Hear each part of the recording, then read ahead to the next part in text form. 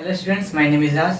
तो मैं आपको अपने इस यूट्यूब चैनल पे क्लास 9 और क्लास 10 के सारे सिलेबस जो चेंज हुए हैं उसके हिसाब से मैं आपको इस यूट्यूब चैनल पे पढ़ाऊँगा।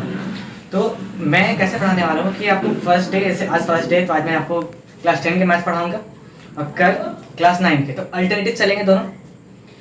तो आज जैसे मैं क्लास 10 के मैथ्स पढ़ाने वाला हूँ तो इसमें आपको आज मैं ट्राइंगल चैप्टर को कवर अप करवाऊँगा।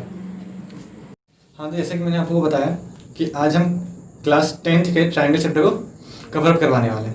तो ट्राइंगल चैप्टर में हमको मेनली ये 4 टॉपिक्स पढ़ने हैं, ठीक है। तो पहला टॉपिक है थॉर्स थ्योरम। थॉर्स थ्योरम में हम लोग को एक थ्योरम पढ़ना है जिसमें कि दो लाइंस किसी भी ट्राइंगल के सिमिलर्स होते हैं तो उसके जो साइड्स के जो रेशियो होते हैं वो सब इक्वल होंगे। बाय कन्वर्स ऑफ थॉर्स थ्योरम उसमें क्या होता है, जस्ट थॉर्स थ्योरम का उल्टा होता है। जैसे कन्वर्स ऑफ थॉर्स का नाम ही है इसका, तो थॉर्स थ्योरम जस्ट अपोजिट होता है। इसमें साइड सिमिलर बोल दिए जाते हैं, बट हमको ये प्रूफ करने को बोला जाता है कि दोनों लाइंस आपस में पैरेलल हैं। Third topic angle bisector theorem. इसमें क्या होता है मेनली कि एंगल बाइसेक्ट होता है तो उसके साइड्स हमारे रेशियोज होते हैं इक्वल हो जाते हैं। तो ये कवर करवाएंगे। लास्ट टॉपिक हम लोग का criteria for similar triangles, criteria for similars of two triangles, ठीक है। तो फर्स्ट इसमें के अंदर 4 टॉपिक आते हैं। तो फर्स्ट ऑफ ऑल हमको एसिमेट्रिक्स पढ़ना है। इसमें क्या होता है कि तीनों जो एंगल्स होते हैं वो सब आपस में इक्वल होते हैं। सेकंड में दो एंगल भी इक्वल होगा फिर भी ना कोई ट्रायंगल सिमिलर हो सकता है। थर्ड में एक एंगल और एक साइड जो होता है वो सिमिलर हो सकता है। लास्ट टॉपिक है एस। इसमें क्या होता है कि तीनों साइड के रेशियोज होते हैं दो ट्रायंगल्स के, वो सब आपस में इक्वल होते हैं। जैसे कि मैंने बोला फर्स्ट टॉपिक ट्रायंगल्स का हम लोग थॉर्स थ्योरम, तो अगले सत्र में थॉर्स थ्योरम पढ़ाने वाला हूँ। तो थॉर्स थ्योरम में क्या होता है कि एक ट्रायंगल है,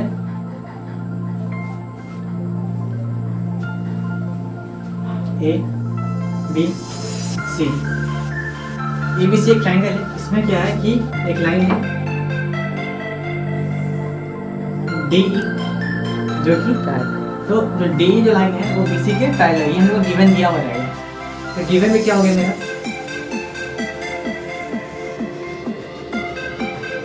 D is parallel to BC, ये मेरा गिवन हो गया। तो अब इसमें हम लोग कुछ कंस्ट्रक्शन करने पड़ेंगे। तो सबसे पहले मुझे प्रूफ करना है। तो प्रूफ देखो, प्रूफ क्या करना है हमको कि इसके साइड में रेशियोज हैं, मतलब AD by BD is equal to AE by EC। ये हमको इक्वल प्रूफ करना है। प्रूफ करने के लिए हमको सबसे पहले कुछ कंस्ट्रक्शंस करने पड़ेंगे। हमको इसे प्रूफ करने के लिए कुछ कंस्ट्रक्शंस करने पड़ेंगे। तो कंस्ट्रक्शंस में क्या है कि join a line BE and DC, ये दो लाइन्स हमको ज्वाइन करना पड़ेगा।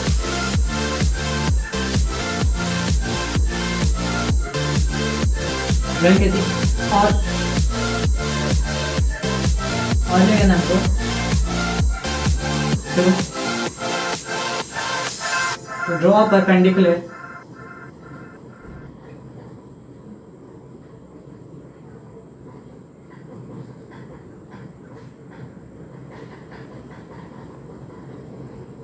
DM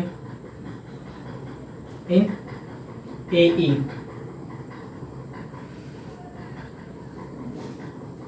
तो DM एक यहाँ से एक लाइन परपेंडिकुलर ड्रॉ करते हैं, इसे हम DM बोल रहे हैं, जो कि AE पे होगा। एंड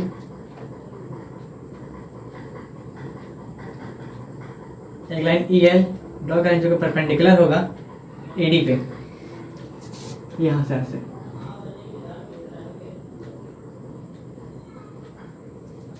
M लिखो ना, DM यहाँ पे चलो सही है। अब इसके बाद क्या करना है हम लोग को, जैसे पता है हम लोग क्लास 9 में एक टॉपिक पढ़े होंगे कि जब कोई भी ट्रायंगल सेम बेस पे हो और वो सेम पैरेलल लाइन से बीच में हो, जैसे कि एक ट्रायंगल यहाँ बना रहा है DEB और एक ट्रायंगल बना यहाँ पे DCE, ये दोनों क्या है सेम बेस DE पर है और सेम पैरेलल लाइंस के बीच में है। DE और BC के बीच में ये दोनों ट्रायंगल्स आ रहे हैं, तो दोनों का क्या होता है कि इसका जो एरियाज होते हैं वो सब इक्वल हो जाते हैं। तो area of triangle DEB is equal to area of triangle DEC। तो ये दोनों एरियाज इक्वल हो जाएंगे। रीजन क्या होगा इसका? Since these two triangles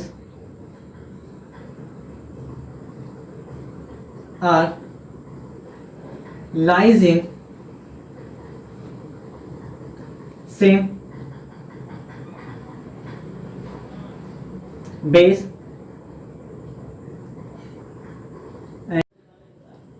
and lies between same parallel lines। जैसे रीजन है यहाँ पे these two triangles are lies in same base and lies between same parallel lines। ये सेम बेस डी पे लाई कर रहा है और दो सेम पैरेलल लाइंस के बीच में ये दोनों ट्राइंगल है, तो इसका एरिया क्या होगा? दोनों इक्वल होंगे। हम क्लास 9 में पढ़े होंगे। तो अब इसको हम इक्वेशन 1 मान लेते हैं। ये था तो हम लोग गिवन का काम हो गया सर। अब यहाँ से हम प्रूविंग स्टार्ट करते हैं।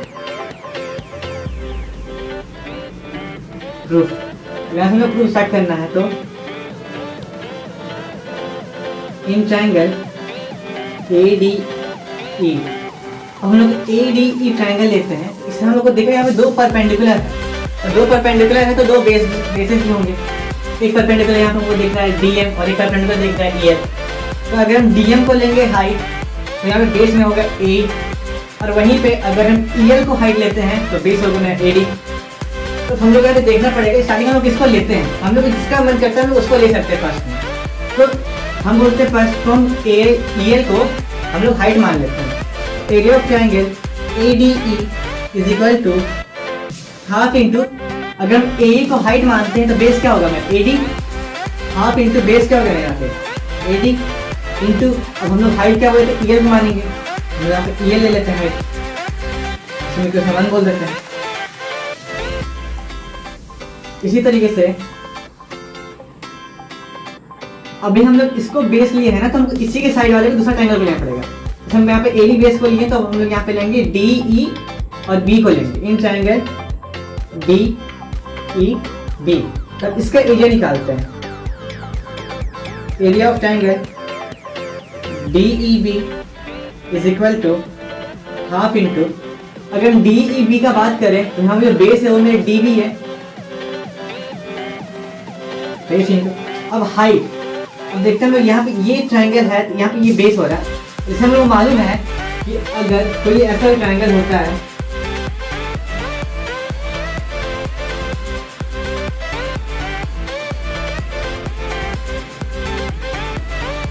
और अगर यहाँ पे हम कई परपेंडिकुलर ड्रॉ कर लेते हैं यहाँ पे, तो ये जो ट्राइंगल है यहाँ पे मेरा ABC, इस ट्राइंगल हम D बोलते हैं। अगर in triangle DEB is equal to half into DB को अगर हम लोग बेस लेते हैं तो यहाँ पे क्या हो जाएगा? EL मेरा हाइट हो जाएगा।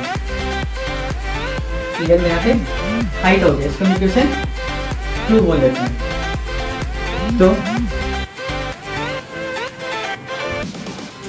हम equation 1 divided by 2 we get. अब देखो अगर हम इस दोनों इक्वेशंस को डिवाइड करते हैं, अगर हम यहाँ पे डिवाइड कर देते हैं तो क्या होगा? यहाँ पे EL आपस में कट गया, ये हाफ आपस में कट गया। तो मेरा आया क्या? देखो यहाँ पे area of triangle ADE by area of triangle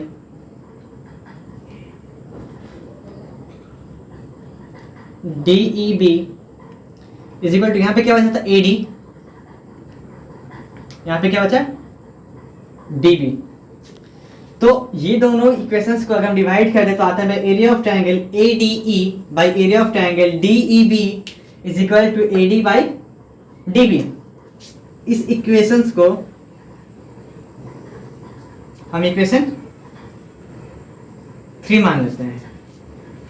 तो हम लोग इधर लेफ्ट साइड वाले बेस का काम हो गया।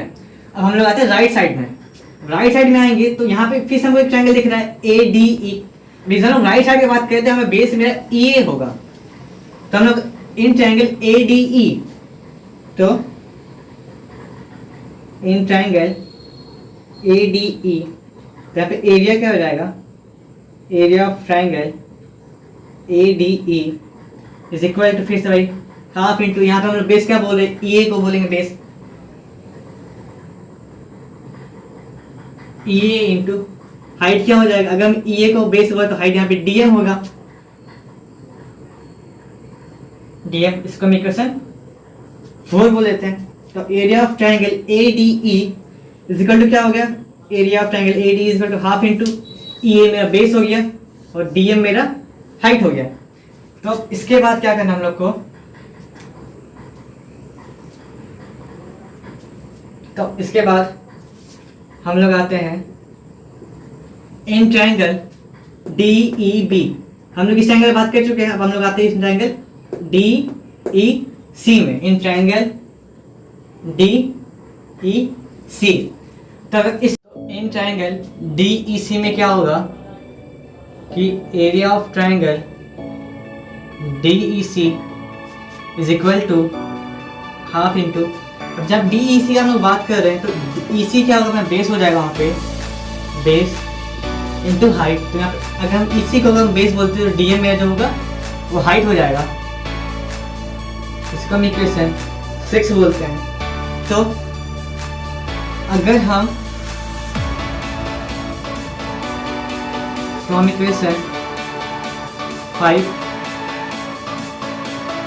डिवाइडेड बाई 6 का बात करें हमको क्या मिलेगा, वी गेट, तो यहाँ से DM, यहाँ का DM कट गया, यहाँ से हाफ और यहाँ से हाफ ही कटेगा, तो बचा क्या, area of triangle ADE by area of triangle DEC। इसमें क्या मैं EA बचा था भाई, इसमें क्या था EC बचा, इसका इक्वेशन, इसको इसमें जरूरत नहीं, देख लो। तो हम लोग यहाँ पे सबसे स्टार्टिंग में क्या बताए थे, area of triangle DEB is equal to area of triangle DEC होगा। अगर जब दोनों का एरिया इक्वल है तो यहाँ पे एरिया ऑफ ट्रायंगल DEC के जगह पे एरिया ऑफ ट्रायंगल DEB भी इजी ले सकते हैं, क्योंकि दोनों आपस में इक्वल है। तो यहाँ पे क्या करेंगे, area of triangle ADE by area of triangle DEB क्या हो जाएगा, EA बाई EC। तो हम लोग इसको इक्वेशन 7 मान लेते हैं। तो फ्रॉम इक्वेशन 4 एंड 7 देखिए उनका मिलेगा क्या, देखिए तो area of triangle ADE by area of triangle DEB, यहाँ भी है, यहाँ पे भी क्या है, area of triangle ADE by area of triangle DEB। जब दोनों का एरिया जो है, ये एरिया का रेशियो ये है और सेम एरिया यहाँ भी इसका रेशियो ये है, तो हम लोग बोल सकते हैं from equation 1 and from equation 4 and equation 7 we get AD by DB is equal to AE by EC। यहाँ पे इजीली ले सकते हैं, क्या हो जाएगा यहाँ पे, AD by DB is equal to EA by proof करना था। देखिए क्या हो गया,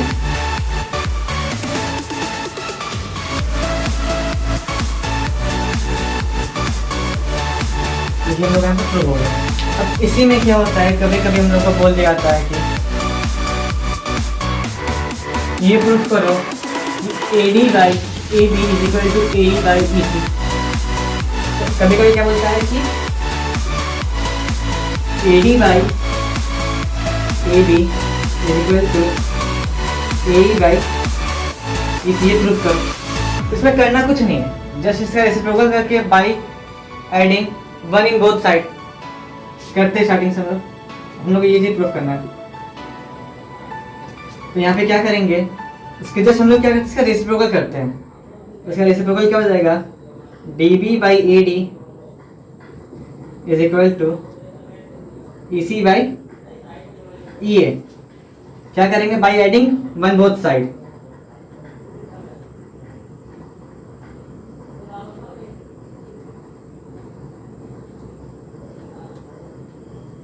by adding one both side तो क्या हो जाएगा, dB by AD plus 1 is equal to EC by EA plus 1। तो हम लोग जैसे एलसीएम लेते हैं तो dB by dB plus AD by AD is equal to EC plus EA by EA। तो इसको जब हम लोग dB और AD को प्लस करेंगे तो यहाँ से हम लोग AB फाइंड हो जाएगा। dB plus AD is equal to AB by AD